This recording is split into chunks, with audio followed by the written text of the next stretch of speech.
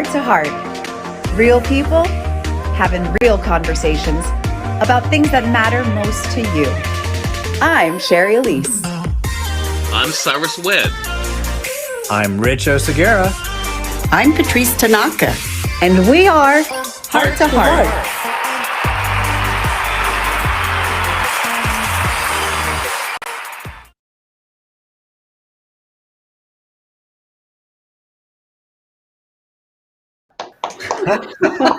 Welcome to Heart, everybody. We are so excited to be here with you today.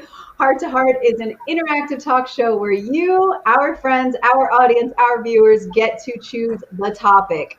As always, I want to encourage you to get your favorite cup of anything, sit back, relax, and make sure that you, well, besides relaxing, we want you to engage in the show with us today. So say hello, let us know where you are tuning in live from. Tracy, bring on the rest of my cohorts, my gang, my Heart to Heart team with me today. Hey guys. Hello, hello, hello. Always awesome to see you guys. Everybody feeling well? Yeah, Feeling good. feeling groovy. Good. If you are watching live with us today in the audience, please say hello, share with us where you are watching from. Let us know what is on your heart today. And we have one little favor to ask of you. Please hit share on this and share our hearts and yours with all of your friends and family out there today. So, Cyrus, we missed you last week. Decided you just wanted to show up?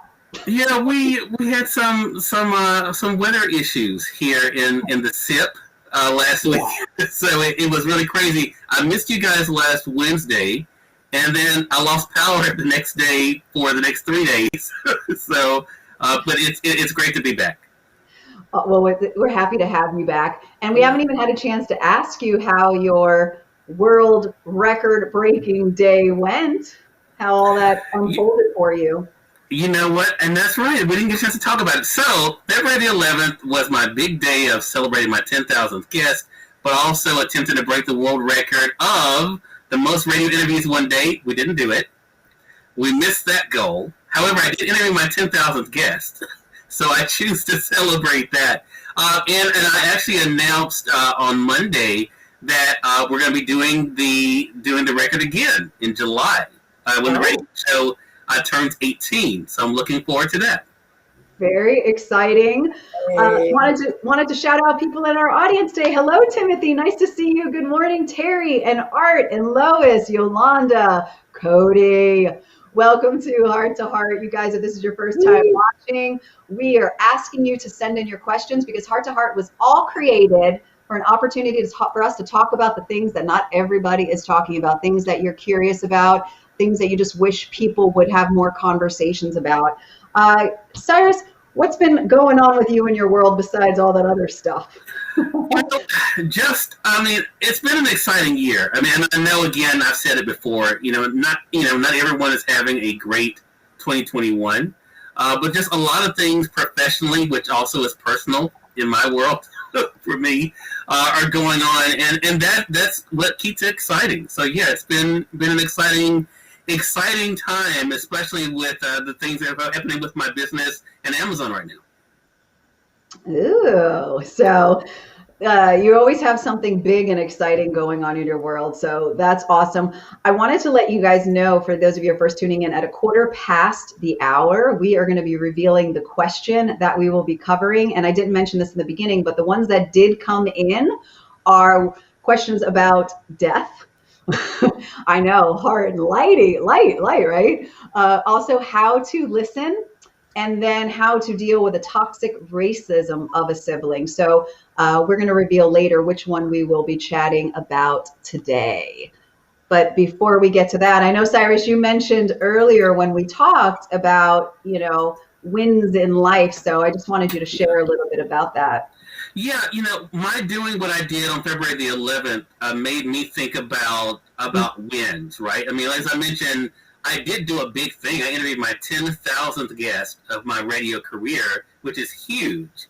But I also had the event that didn't work out, which was the Guinness World Record attempt. So my thing is the importance of celebrating each win. I think it's something we don't do enough of. And I was curious with you guys, Do you give yourselves credit for, even when things don't work out for you for the big goals, do you guys give yourselves credit for the little wins that you do? Do you think that's something to celebrate?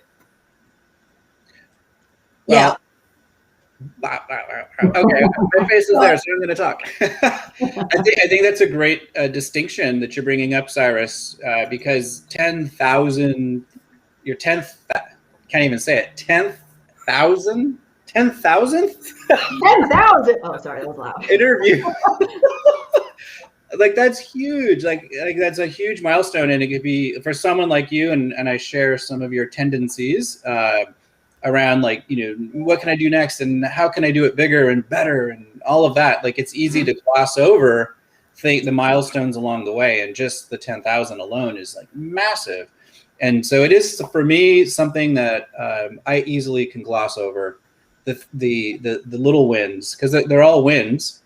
They all matter. And but the failures, you're also pointing to, you're not calling it a failure that you didn't hit the Guinness Book world record, but you didn't hit the record, and yet you're seeing it as a success. You're still seeing it as something you learned from, and you're doing it again. You already got a new date to go for it again. And that's, in my experience, that's what makes people successful. And whatever they're doing in life is they learning from what we've missed, and then going forward again, and doing it better, course correcting, etc. So I think it's a great thing that you're bringing up here.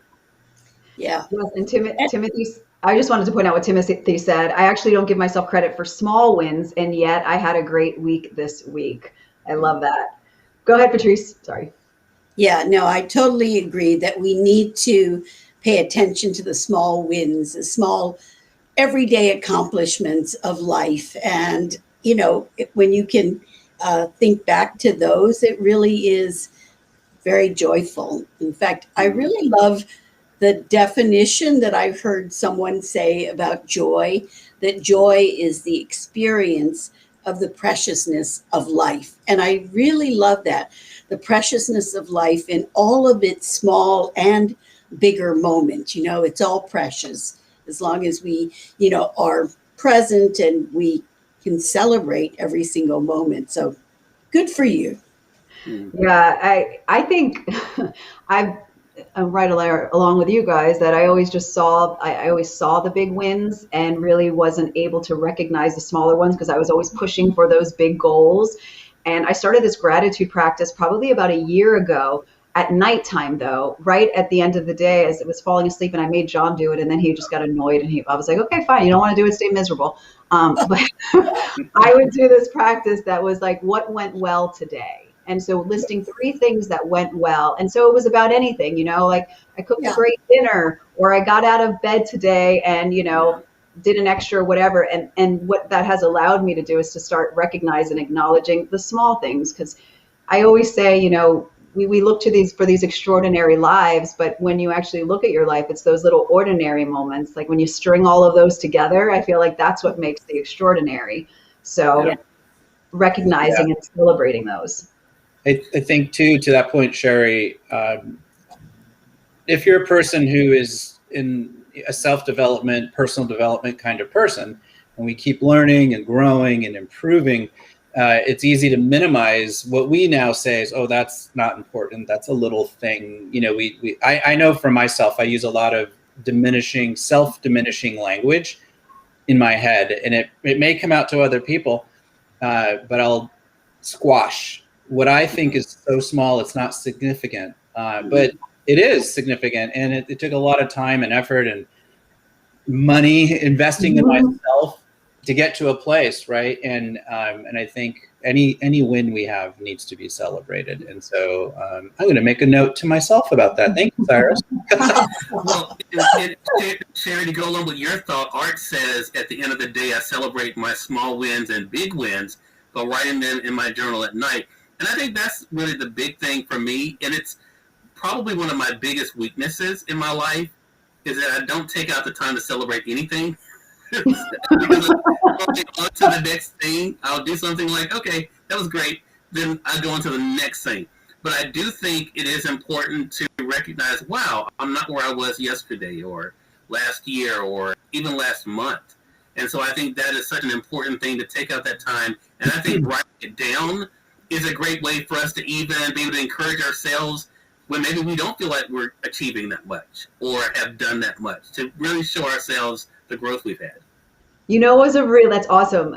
Writing down, you know, what was really cool that John and I did in 2020 is at the end of each week, we had like a happiness jar. And at the end of each week, we talked about what our highlight for the week was, and we would put it on a piece of paper. We each wrote our own. And of course, I talked him into that. But at the end of 2020, when you've forgotten all the things that happened in the year, we read them out loud on New Year's Eve to each other and went through our entire year. And it was totally stuff that we had just like forgotten about. It was like that great lunch at Marmalade Cafe, or, you know, laughing here. And it, for the first time, like, I'm able to remember a lot of 2020 besides all of the negative stuff that happened, just by being able to write it down.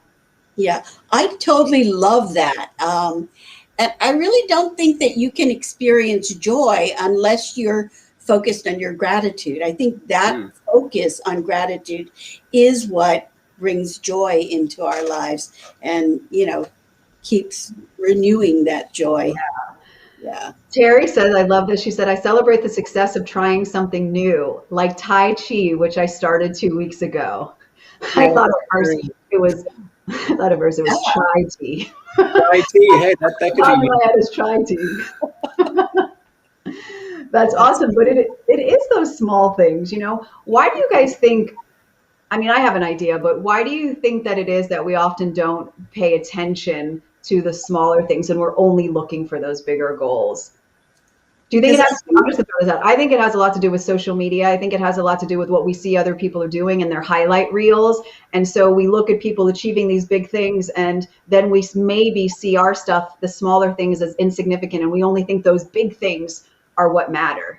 Curious your thoughts. Yeah, I think it's because we're not fully present. Because if you are fully present, you are experiencing and savoring everything as it's happening. But if you're always in the future thinking about the next, then you kind of miss out on what's happening today, right? I mean, and if you do that for a lifetime, you might miss out on your whole life. That's sad. I agree with you, Patrice, and I think social media definitely, you know, now and in today's day and age, is pesky kids. Exactly. There's another word I can't say. It makes it worse. But if I think about myself, like this tendency to diminish comes, like I can go all the way back to childhood, like long before social media, back when milk was only a nickel, kids. And it's a mindset. It's a habit we get into that we probably didn't teach ourselves, but probably people around us that we grew up with also have that same tendency. So we learned it, and it just becomes part of the wiring of our brains. And that's why personal development work is so important, to undo those bad connections. Yeah. So Rich, they should come to you for coaching. Is that what you're saying? Personal development? I'm an option. Yes, you are too. So funny. Yeah. Well, I wanted really quickly, you didn't know I was going to say this, but you know, we're also talking about self-care, which is a big topic for you, Sherry. And I'm wearing my new T-shirt that says "Heal, Release, Restore, and Repeat," and this is from an organization called Her Zilliancy, which is run by Shondell Darris. I had a conversation with her, and she's a phenomenal, powerful Black woman who runs an organization to help educate African Americans about the importance of self-care and even going to the doctor. There's like so many statistics about communities of color who resist taking care of themselves culturally because they've been told or not taught that that's an important part of life. And so my T-shirt came in the mail and I had to wear it today. Her Resiliency is the website, and it's so cool, the work that she's doing to make a difference in the world.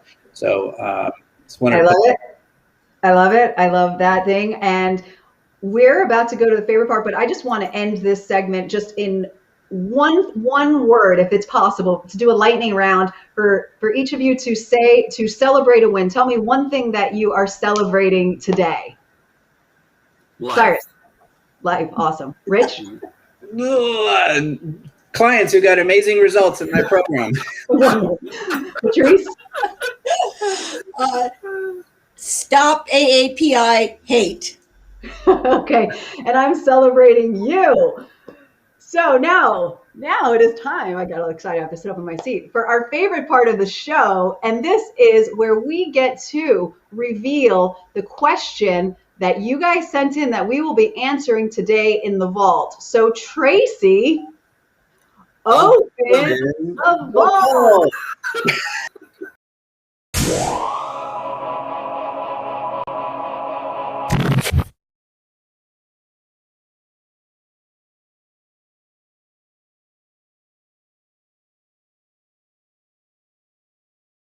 We stuck. Vault did not want to open.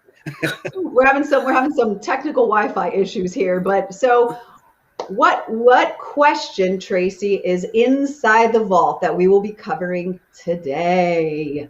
Dun dun dun dun. Oh boy.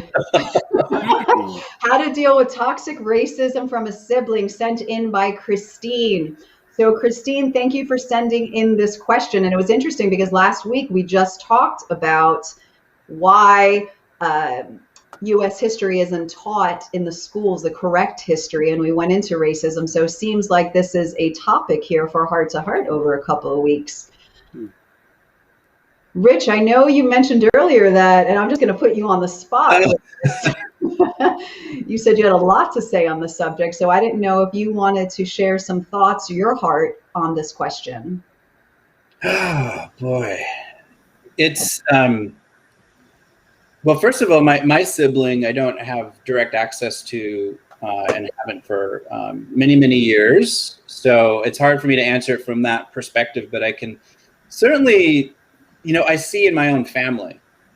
And I know my mom's watching, but I can see in my family racism, and not just against blacks, but even against other Hispanics. And there's, I know we're very focused on racism against African Americans, especially in this last year. And I'm not going to diminish that, but even within cultures, even within in the white culture, there's racism against classes of perceived and financially based classes of people, right? And so I remember, like I mentioned last week, doing everything I could to not appear Hispanic, to not be labeled Mexican.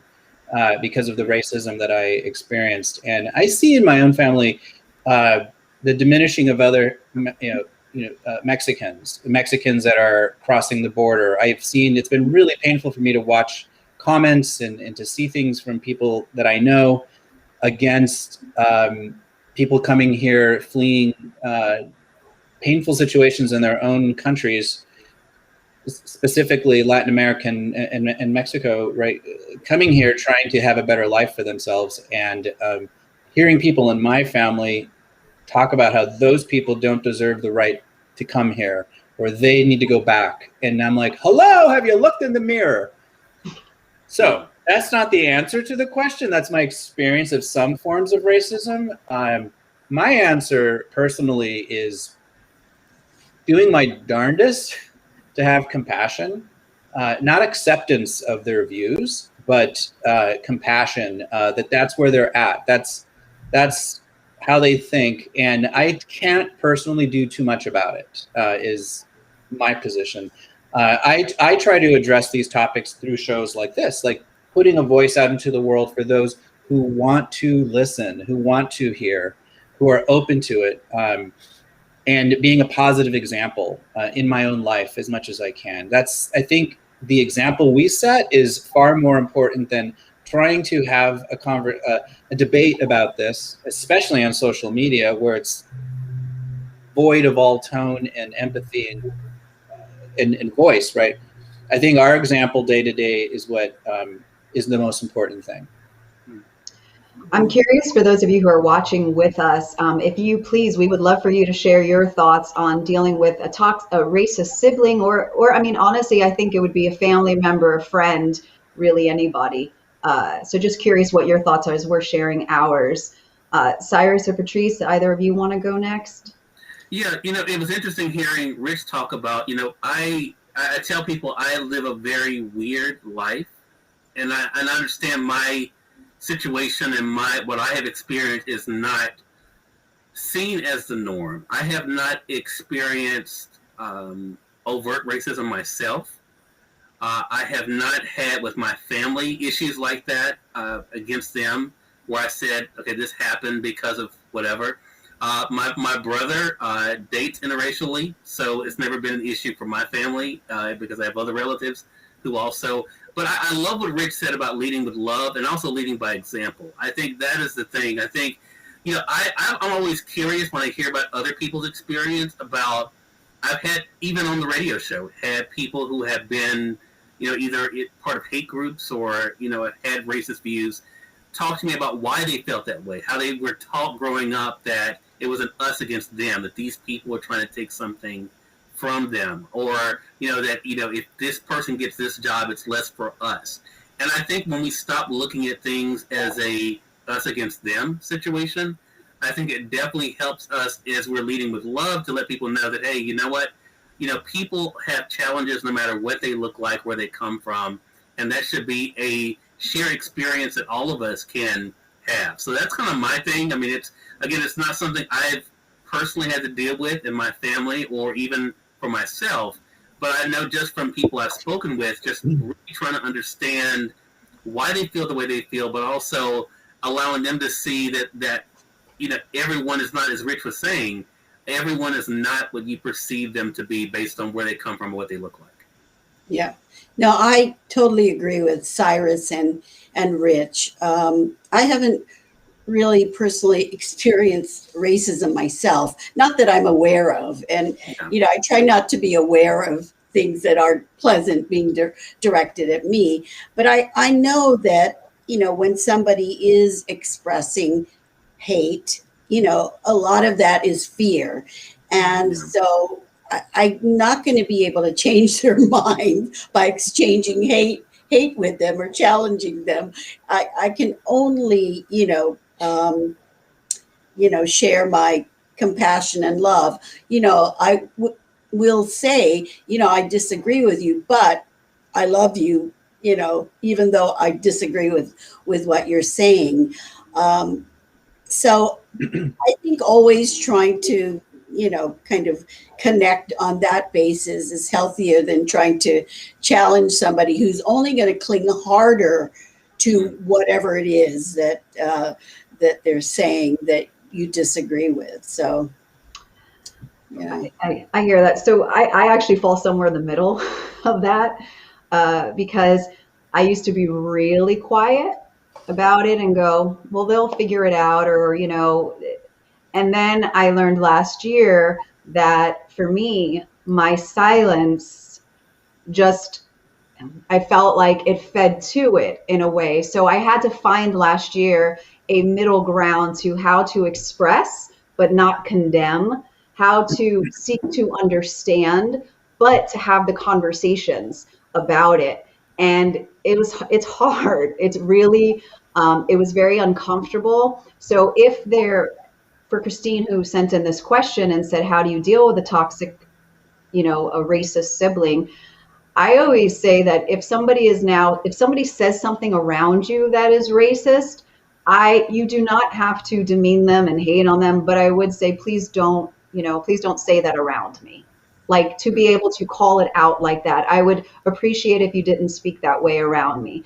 And it could be left at that. And if they say why, then the conversation continues. But I feel like to stay completely silent about it, for me, is not the way that I want to be able to help, I guess, in some way. And then at the same time, I think because I have some racist family members as well. And so what I tried to do is introduce them to things that I've learned, going, we'll first ask, like, why do you feel that way? Like, where does that come from? Because oftentimes what people, when you ask them to reflect, what they'll find is that a lot of it is just taught beliefs. They don't even know why they believe that. They were just taught that. So asking them to reflect upon that makes you dig a little bit deeper into it.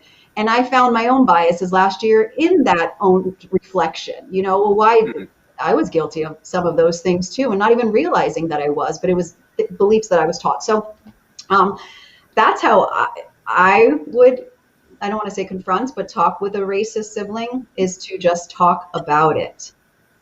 Yeah. Cody says, compassion for sure. So many have been fed and believe the misinformation.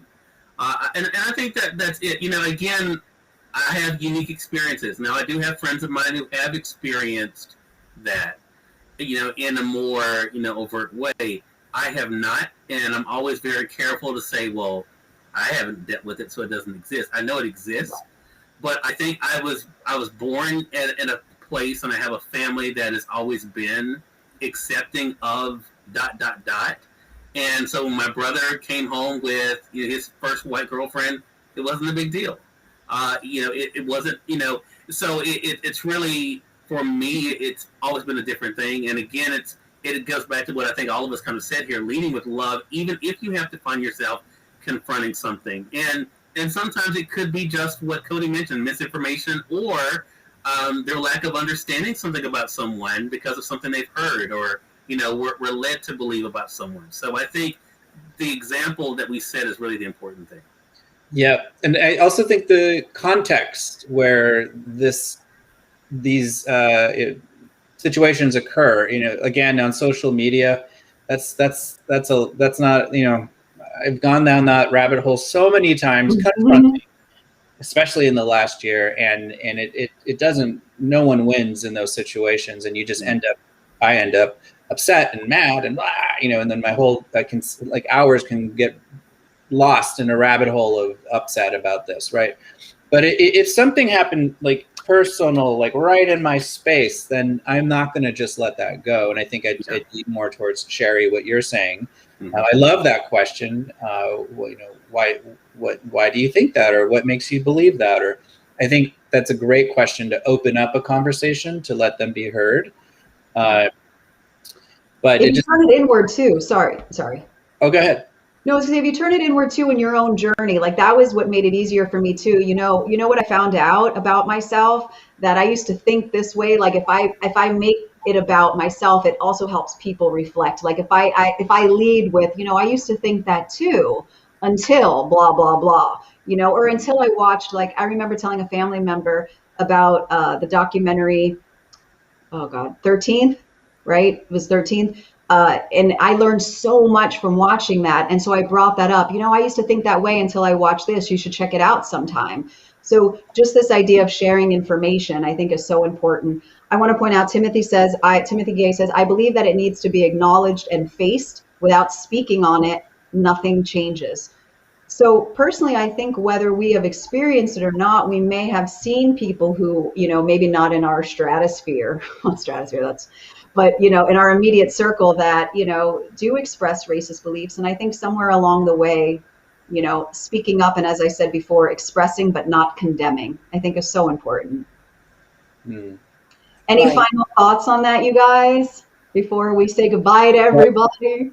I think, like, for me, one of the things that helped me identify these thoughts that I've had, like you were saying, racist thoughts and understandings or beliefs, was traveling, getting out of my own bubble and seeing how the rest of the world lives. And so few Americans actually do that, even out of their own hometowns. That right there, that's a whole other episode, but I think that leads a lot to racism and biases, because all we know is our own bubble, and anything else is wrong. So, but that's another show. And we will have another show. Guess what? We're going to have another show next Wednesday. Yay!